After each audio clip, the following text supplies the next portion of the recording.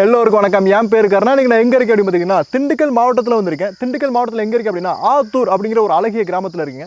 திண்டுக்கல் இருந்து சரியாக 20 கிலோமீட்டர் தொலைவில் வந்திருக்கு இந்த அழகிய கிராமம். இங்கே வந்து இன்றைக்கி 2 இடம் வந்து பார்க்க போகிறோம். ஒன்று ஆத்தூர் அணை, மிகப்பெரிய அளவில் காமராஜர் கட்டிய அணை. அந்த அணை எப்படி இருக்குன்னு பார்க்க போகிறோம். இன்னொன்று சடையாண்டி கோயில் இருக்குது, மிக சக்தி வாய்ந்த பிரபலமான ஒரு கோயில். அந்த கோயிலையும் பார்க்க போகிறோம். அந்த காலையில் முழுசுமே பாருங்கள். அந்த அணை எப்படி இருக்குது, கோயில் எப்படி இருக்குது, எல்லாமே தெரிஞ்சுக்கலாம். வாங்க வீடியோக்குள்ளே போகலாம்.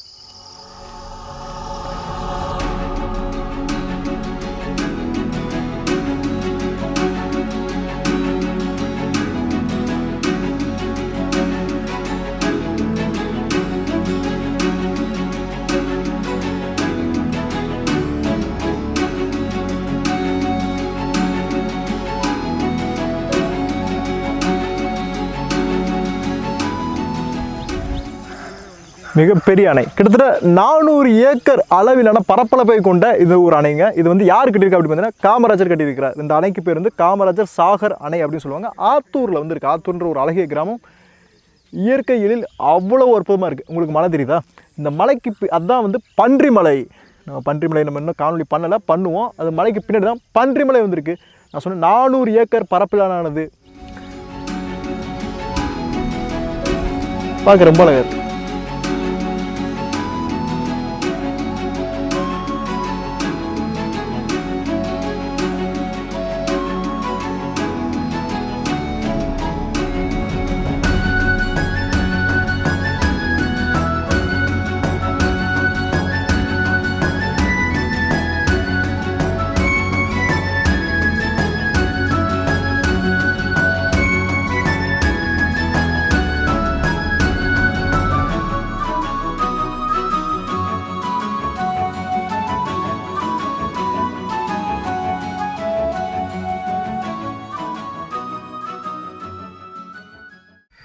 அந்த ஆத்தூர் அணையை பார்த்து முடிச்சிட்டிங்க அப்படின்னா கீழே ஒரு சடையாண்டி கோயில் சொன்னேன் பார்த்தீங்களா, அதையும் தாண்டி மேலே ஏறணும்.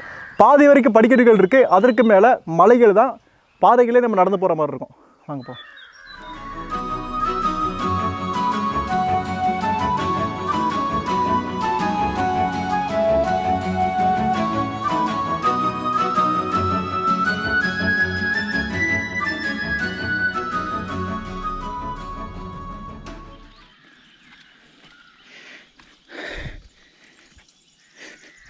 அந்த படிக்கட்டு பாதைகள் முடிஞ்சிருச்சு. அதற்கு அப்புறம் இந்த மாதிரி பாறையில் தான் ஏறி போகிற மாதிரி இருக்குது. அம்புக்குறிகள் கொடுத்துருக்கிறது நல்ல விஷயம்.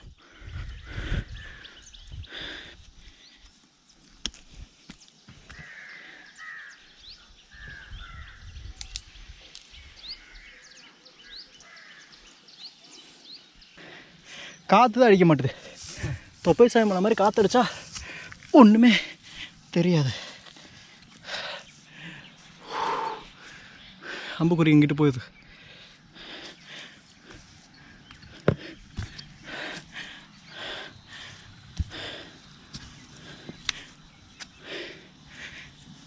நான் ஜாக்கிரதையாக வரணும்னு சொல்கிறது இதுக்காண்டி தான். தண்ணி மலையிலேருந்து ஓடி வர்ற பாதை இது வந்து வழுக்கும். நீங்கள் ஷூ இல்லை செருப்புலாம் போட்டிங்கன்னா ரொம்ப வழுக்கும். உங்களால் வெறுங்கால ஏறவே முடியாது அப்படிங்கிற பட்சத்தில் மட்டும் நல்லா கிரிப்புள்ள ஷூவாக போட்டுக்கோங்க.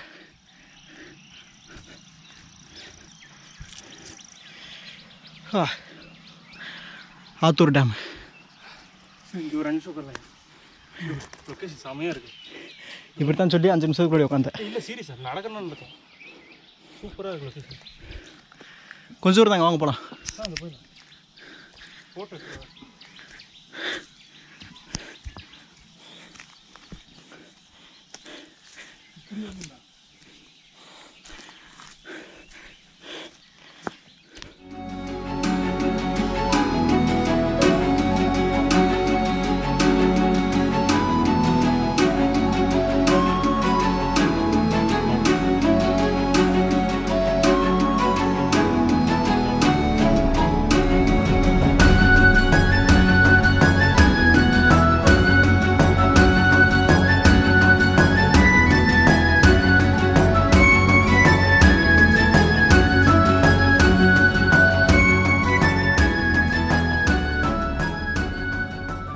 மேலே வந்துட்டோம். ஒரு 15லேருந்து 20 நிமிடங்கள் தான் ஆச்சு. ஆனால் நல்லா மூச்சு வாங்குது, நல்லா மூச்சு வாங்குது.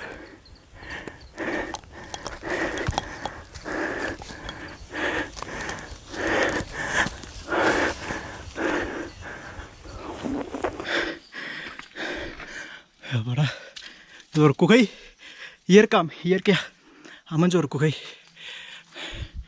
அதற்கு கீழே சடையாண்டி இருக்கிறார். இந்த வாசம் வருது அவங்களுக்கு திலீப்?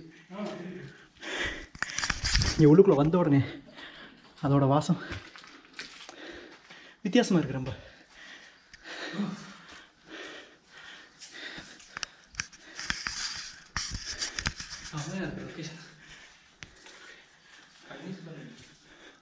அதான் பன்னீர் வாடை அடிக்குது.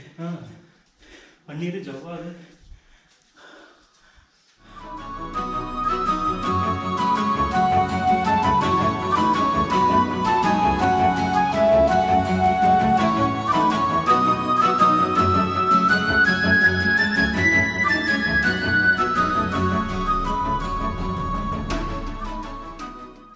நிறைய தெய்வங்கள், காவல் தெய்வங்கள் இந்த இடத்துல வந்து இருக்குது. மேலே ஏறி வந்த உடனே நிறைய காவல் தெய்வங்கள் வந்து இருக்குது. இதுக்கு கம்பி வச்சு இப்போ கேட்லாம் பூட்டியிருக்கிறாங்க. உள்ளுக்குள்ள வந்து நம்மளால் போக முடியாது, வெளியே இருந்தே தான் கும்பிட்டுக்கணும்.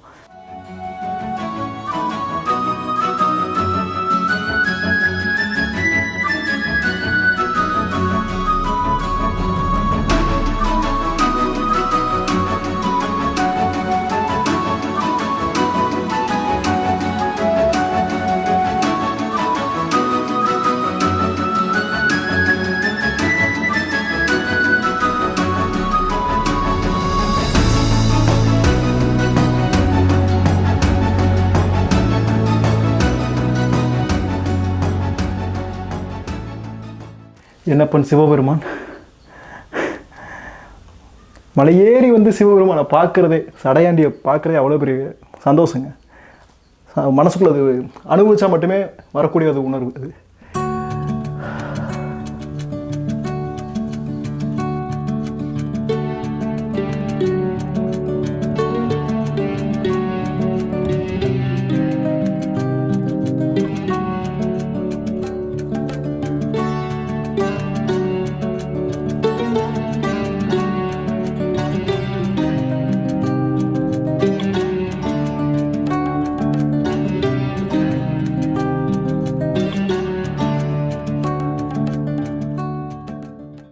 நம்மளுடைய ஊர் காவல் தெய்வங்கள் சடையாண்டியாக இருக்கட்டும், கருப்பசாமியாக இருக்கட்டும், ஐயனாராக இருக்கட்டும், எந்த காவல் தெய்வமாக இருக்கட்டும், சக்திகள் வந்து அதிகம், மக்களுக்கு பிணைப்பும் அதிகம் அப்படின்னு சொல்லலாம். வரலாறு படியே நான் சொல்கிறேன் உங்களுக்கு. இப்போ நம்ம எல்லாருமே எல்லா கோயிலுக்குள்ளேயும் போக முடியும், இந்த சமூக ஏற்றத்தாழ்வு எதுவுமே இல்லாமல் போக முடியும். ஆனால் வெறும் 50 வருஷத்துக்கு முன்னாடி இந்த சமூக ஏற்றத்தாழ்வுனால பல பேரால் கோயிலுக்குள்ள வந்து போக முடியாத ஒரு நிலைமை வந்து இருந்தது. அப்போது எல்லோரும் வழிபடக்கூடிய, எல்லோருக்கும் ஒரு கடவுளாக வந்து இருந்தது யாருன்னா நம்ம ஊர் காவல் தெய்வங்கள் தான். சமூக ஏற்றத்தாழ்வு மிகப்பெரிய அளவு விளங்கினப்போ கூட எல்லாம் இந்த மலைவாழ் மக்கள் இருந்து அனைத்து மக்களுமே உள்ளுக்குள்ள அவங்க வழிபாடு கும்பிட்டு இருந்த ஒரே கடவுள் யாருன்னா நம்ம ஊர் காவல் தெய்வங்கள் தான். அதில் சடையாண்டி மிக மிக முக்கியமான ஒரு ஊர் காவல் தெய்வம். அதுவும் மலைவாழ் மக்களுக்கு மிக முக்கியமான ஒரு காவல் தெய்வமாக வந்து விளங்கியிருக்கிறார்.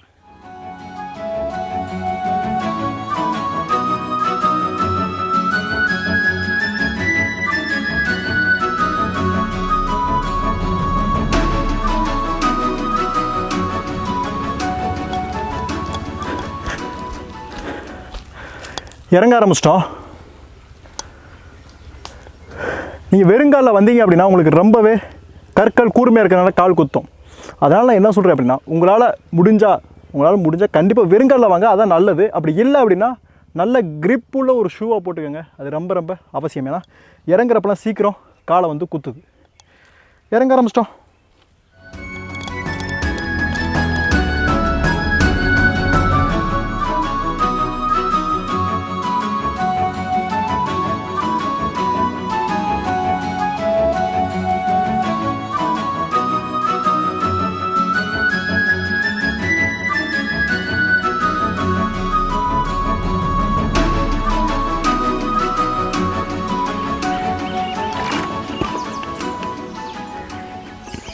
கீழே வந்து இறங்கிட்டோம். சரி, ஏறதுக்கு எவ்வளோ நேரம் ஆகும் அப்படின்னா 25 நிமிடங்கள்லேருந்து 30 நிமிடங்கள் வந்து ஆகும். உங்களுடைய ஸ்டெமினாவை வந்து பொறுத்தது. 2 சடையாண்டி கோயில்கள் இருந்திருக்கு. ஒன்று கீழே இருக்குது, இன்னொன்று மேலே இருக்குது. ரொம்ப வயதானவர்களாக இருக்கீங்க, கீழே வந்து நீங்கள் வந்து சாமி கும்பிட்டுக்கோங்க. ஒரு அட்வென்ச்சராக இருக்கணும், ஒரு ட்ரெக்கிங் வேணும் அப்படின்னா மலை ஏறி போய் சடையாண்டியை வந்து பார்க்கலாம். ஆனால் நான் சொல்கிறேன், மலை ஏறி போனீங்கன்னா அந்த அனுபவம் வேறு லெவலில் இருக்கும். அந்த வாசம் ஜவ்வாது வாசமும் பன்னீர் வாசமும் அப்படி உங்கள் ஆளுகளுக்கும் தியானம் பண்ணுறதுக்கும் ஒரு அருமையான இடம் அப்படின்னு சொன்னோம். இறங்குறதுக்கு 15 நிமிடங்கள் அதிகபட்சம் 20-25 நிமிடங்கள் அதுக்குள்ளே இருந்து இறங்கிடலாம். ஷூ போட்டுக்கோங்க, முடியாது அப்படின்னா ஷூ போட்டுக்கோங்க, இல்லை செப்பல் நல்லா கிரிப் உள்ளதாக போடுங்க. ஏன்னா ரொம்ப வழுக்கும், மழைலாம் பெஞ்சுன்னா ரொம்ப வழுக்கும். எப்பப்போலாம் மக்கள் கூட்டம் வரும் அப்படின்னா ஆடி மாதம் ரொம்ப கூட்டம் வரும், அமாவாசை அதுக்கு நிறைய கூட்டம் வரும். நிறைய பேருக்கு குலதெய்வமாக இருக்கிறதுனால நிறைய பேர் வந்து அவங்களோட ஏதாவது முக்கியமான விழாக்கள் தினங்களுக்கு வந்து கண்டிப்பாக வந்து வருவாங்க.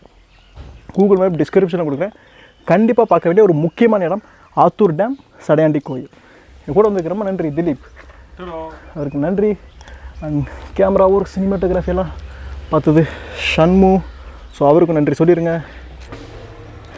ஒரு அற்புதமான இடங்க, ஒரு நல்ல மலையேற்றம் ஆத்தூரில் இருக்குது. ஆத்தூர் டேம் சடையாண்டி கோயில் கண்டிப்பாக குடும்பத்தோடு பார்க்க வேண்டிய ஒரு முக்கியமான இடம் திண்டுக்கல் மாவட்டத்தில். நெக்ஸ்ட் வீடியோவில் பார்க்கலாம். 5 மணி.